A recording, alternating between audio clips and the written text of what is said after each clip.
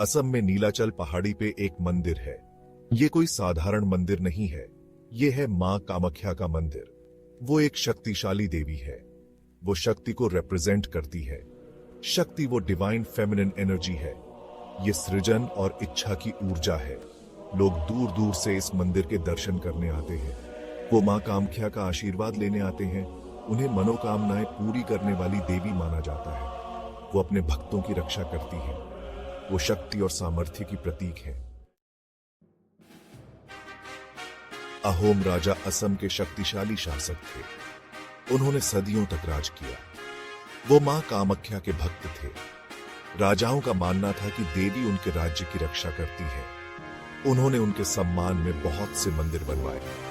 उन्होंने उन्हें उपहार और प्रार्थनाएं अर्पित की। राजघराने और मंदिर के बीच ये करीबी रिश्ता बहुत महत्वपूर्ण था।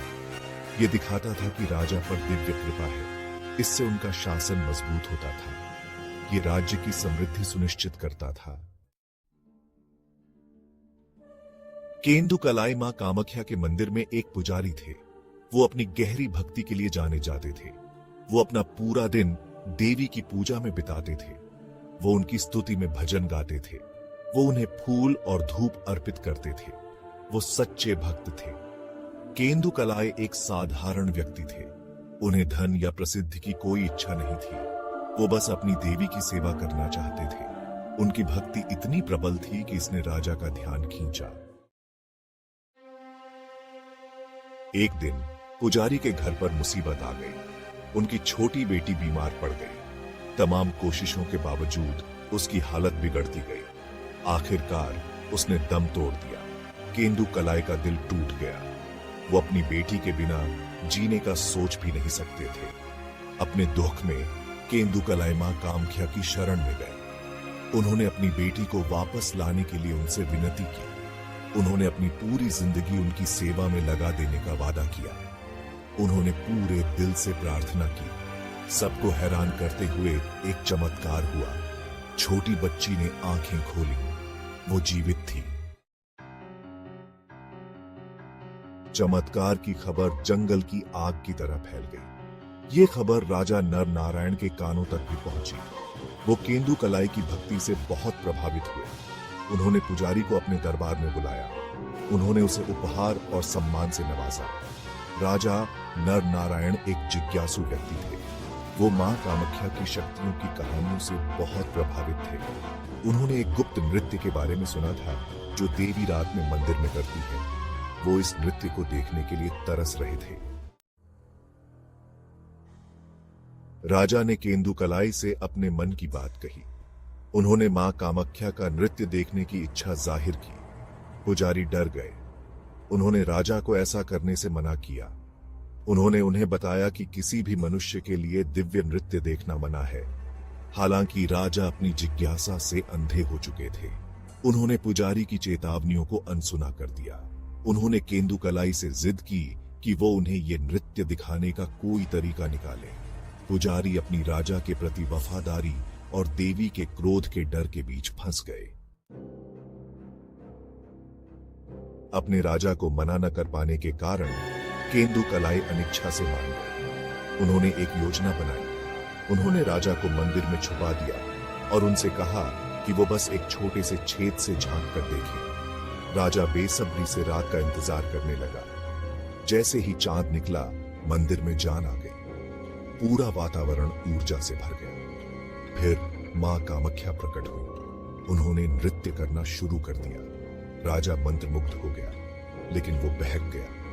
वो पुजारी की चेतावनी भूल गया और अपने छिपने की जगह से बाहर झांक गया। मां कामाख्या ने राजा को देख लिया।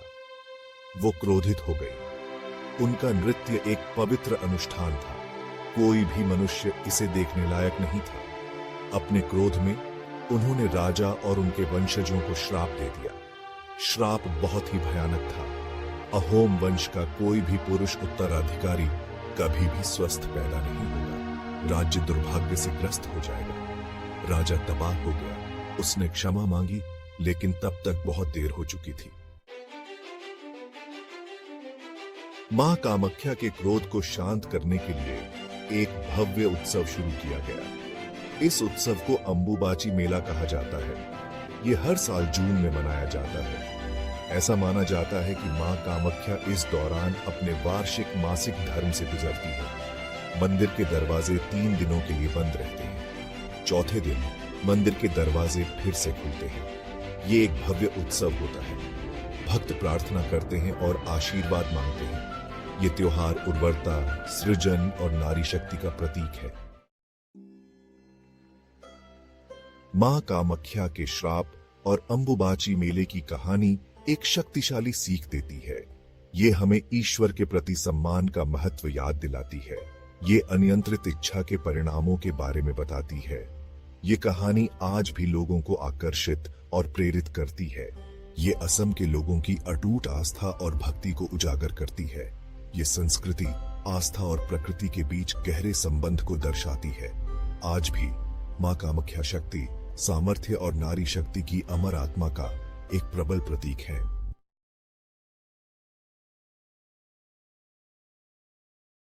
दिव्य स्त्री ऊर्जा का एक शक्तिशाली रूप है। इस मंदिर के बारे में कई किंवदंतियां हैं। कहानियां इसके अस्तित्व के ताने बाने में बुनी गई हैं।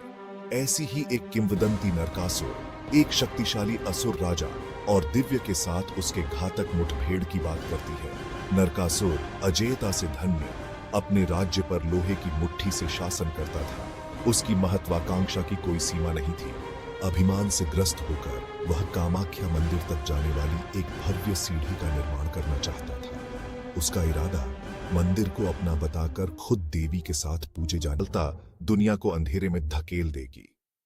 हताशा में उन्होंने देवी कामाख्या से मदद मांगी। देवी ने हमेशा की तरह एक योजना बनाई। उसने नरकासुर की मां से संपर्क किया और एक उपाय सुझाया। उसने मां को सुझाव दिया कि वह मुर्गे की बांग देकर अपने बेटे को चकमा दे, जो भोर के आगमन का संकेत है। अपनी महत्वाकांक्षा और अपनी मां के स्पष्ट समर्थन से अंधे होकर नरकासुर धोखे का शिकार हो गया।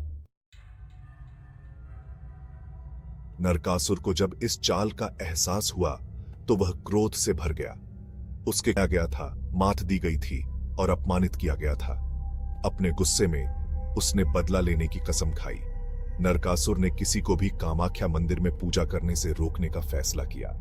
उसने मौजूदा सीढ़ियों को नष्ट कर दिया, जिससे भक्तों के लिए मंदिर तक पहुंचना असंभव हो गया। लोग भयभीत थे। वे नरकासुर के प्रकोप के आगे असहाय थे। उनकी एकमात्र आशा देवी और उनके दिव्य हस्तक्षेप में थी।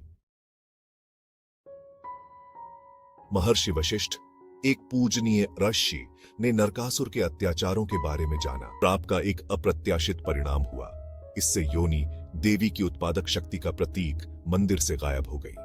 पृथ्वी कांप उठी और देवी अपने भौतिक रूप में विलीन हो गई। हालांकि उसकी दिव्य ऊर्जा पवित्र स्थल में व्याप्त रही।